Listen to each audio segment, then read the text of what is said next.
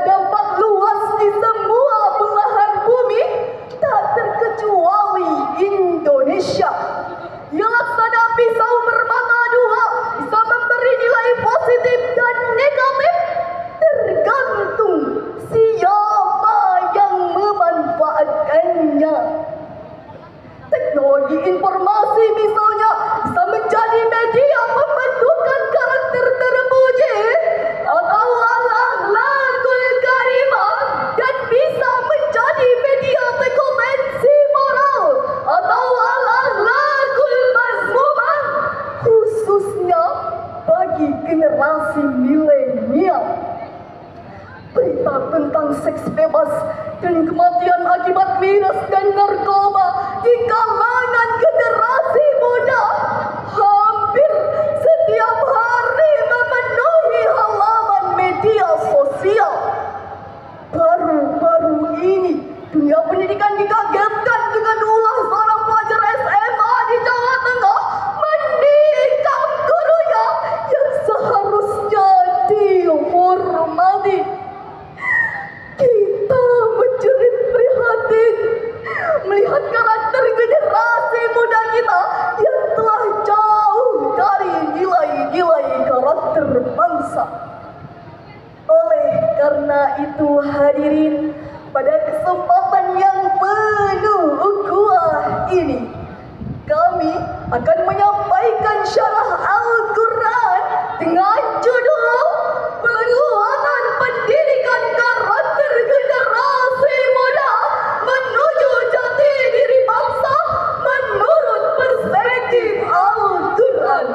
Sebagai rujukan, marilah kita dengarkan firman Allah dalam Al-Quran surah Shad ayat 29 sebagai berikut.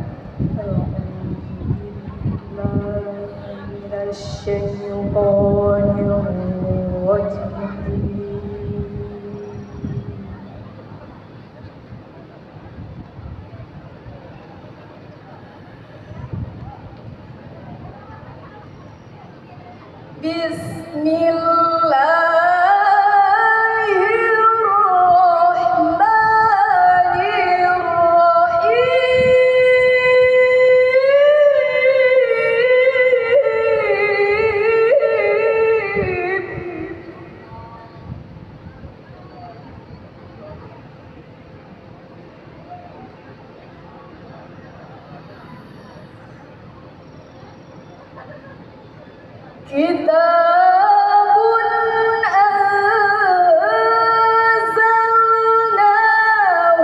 ilaika mubarakun liyadabbaru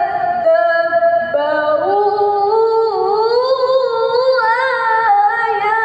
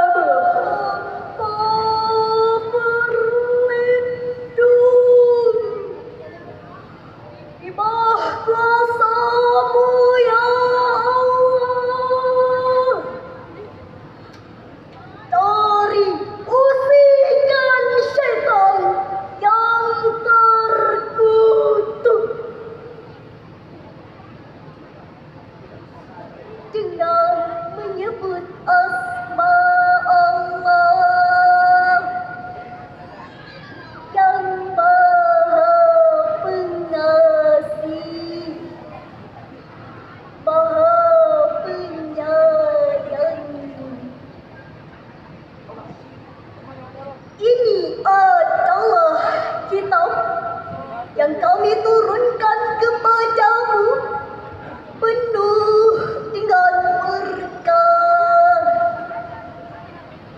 supaya mereka memperhatikan ayat-ayatnya,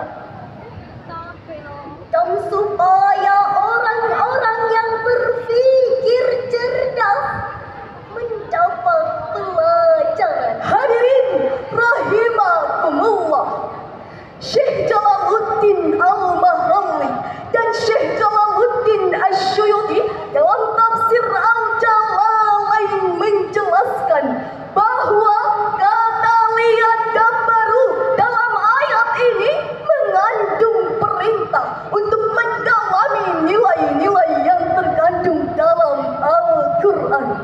Dari situlah pedoman dan pelajaran berharga kita peroleh, lalu kita jadikan pegangan.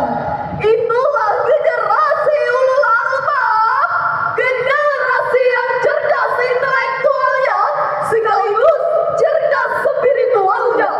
Hadirin yang berbahagia, pesatnya perkembangan teknologi telah membawa perubahan terhadap karakter dan gaya hidup setiap orang, lebih-lebih generasi muda.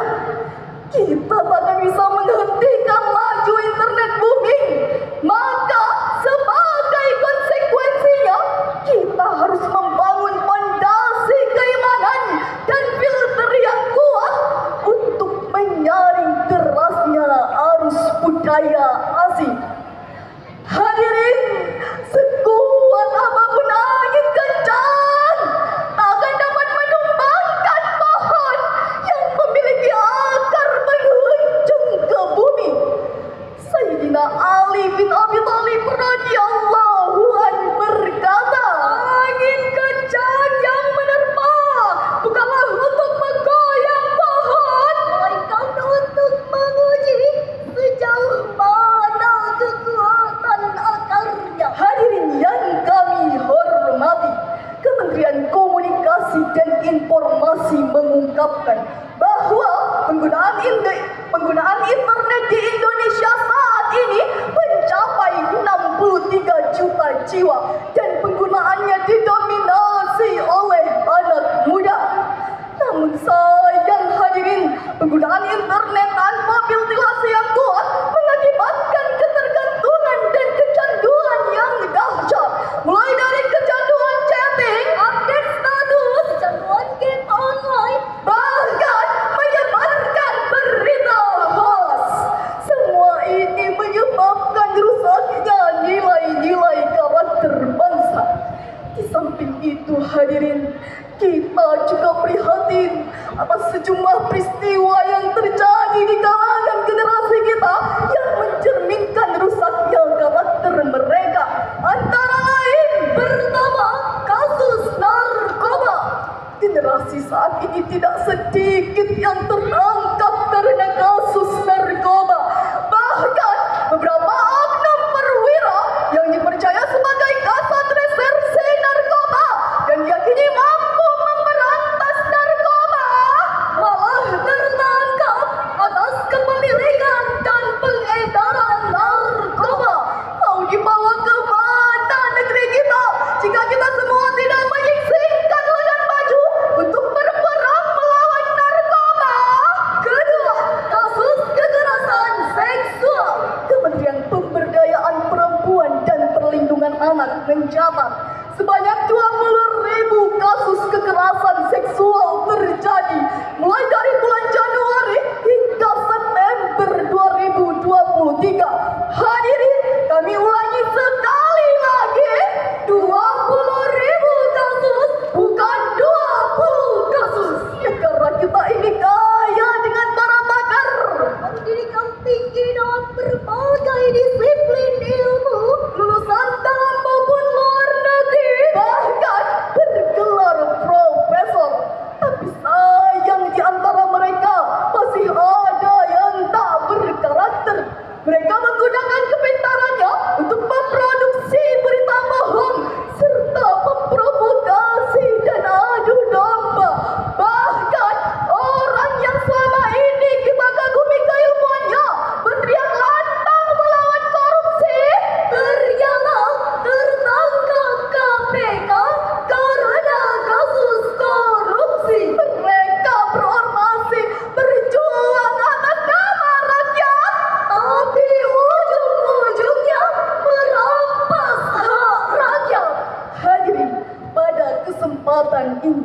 akan membawakan sebuah syair lagu yang berbunyi.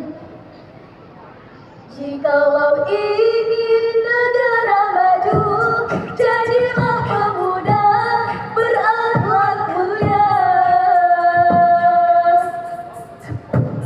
Jauhi korupsi, jauhi narkoba, jadilah pemuda harapan bangsa. Hadirin, mari kita belajar dari sejarah Cina. Siapa yang tidak kenal dengan tembok Cina?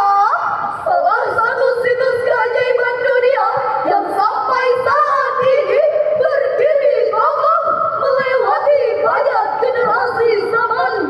Ketika Cina zaman kuno ingin hidup dalam kondisi aman, mereka membangun tembok Cina yang besar untuk melindungi negaranya. Memang tembok itu sangat kokoh sehingga dalam beberapa kali perang tidak dapat ditembus musuh. Ternyata hadirin, sekian ratus tahun kemudian tembok itu berhasil ditembus oleh musuh dengan cara menyogok penjaga temboknya. Cina di zaman itu disibukkan dengan pembangunan temboknya, tapi mereka lupa membangun karakter manusianya. Lantas timbullah pertanyaan hadirin, apa yang harus kita lakukan untuk menyelamatkan generasi kita dari karakter perusak masa depan bangsa? Sekali lagi, marilah kita dengarkan firman Allah dalam Al-Quran surah Al-Ahzab ayat 21 sebagai berikut. Laqad kana lakum fi rasulillahi uswatun hasanah.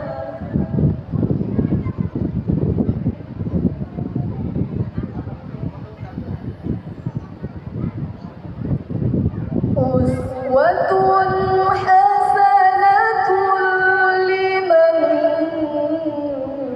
kana yarjullaha wal yawmal akhir.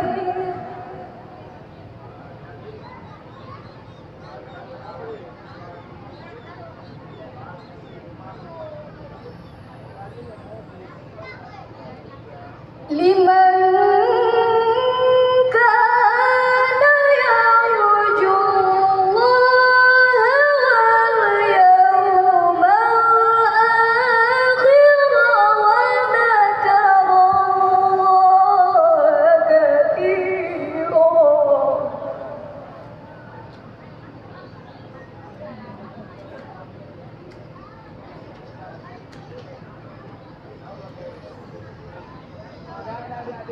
Liman kana yarjullaha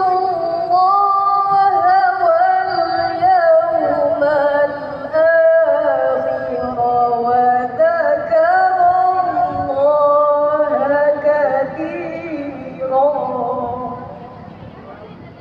Shadaqallahul azim. Sungguh telah ada pada diri Rasulullah itu suri tauladan yang baik bagimu, yaitu bagi orang yang mengharapkan rahmat Allah dan kedatangan hari kiamat, juga banyak mengingat Allah. Maha benar Allah atas segala firman-Nya, dan Dialah yang Maha Agung. Hadirin yang berbahagia, Profesor Dr. Muhammad Quraisyah dalam tafsir Al-Misbah menjelaskan Rasulullah adalah suri tauladan yang baik bagi umat manusia. Beliau mengajarkan nilai-nilai karakter